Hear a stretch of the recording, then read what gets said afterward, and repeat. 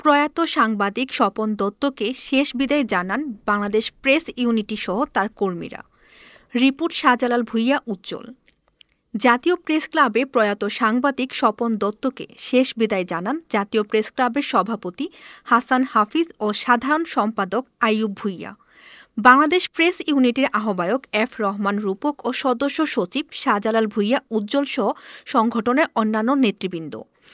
জাতীয় প্রেস ক্লাবের সভাপতি হাসান হাফিজ বলেন, স্বপন দত্ত ছিলেন অত্যন্ত বিনয়ী এবং ভালো মনের অধিকারী। তিনি খুব নিরিবিলি পছন্দ করতেন। অত্যন্ত নম্র ভদ্র স্বভাবের এই সাংবাদিককে হারিয়ে আজ আমরা অনেক বড় কিছু হারিয়েছি। তিনি ওপারে যেন ভালো থাকেন, আমরা সেই কামনা করি।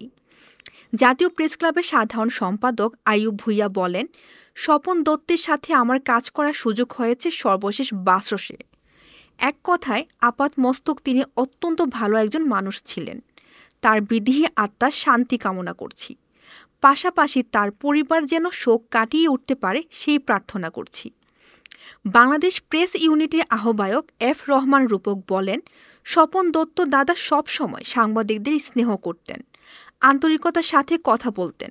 যদিও জাতীয় প্রেস ক্লাবে তিনি খুব কম এসেছেন, তার আচরণে সাংবাদিকরা মুগ্ধ। আমরা একজন গুণী সাংবাদিককে হারিয়েছি আরেক উজ্জ্বল নক্ষত্র।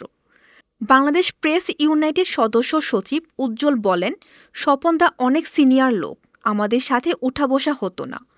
তবে তার সম্পর্কে যা জেনেছি, তিনি অত্যন্ত বিনয়ী ও ভালো মনের মানুষ। আমি তার বিদেহী আত্মার শান্তি কামনা করছি। এ সময় তার পরিবার সহ অন্যান্য সহকর্মীরা ফুল দিয়ে শ্রদ্ধা জানান। এতক্ষণ আপনাদের সাথে ছিলাম রেহানা সুলতানা প্রীতি। পরবর্তী নিউজ আপডেট পেতে চোখ রাখুন news24bd.net এর ফেসবুক পেজ এবং ইউটিউব চ্যানেলে। ধন্যবাদ।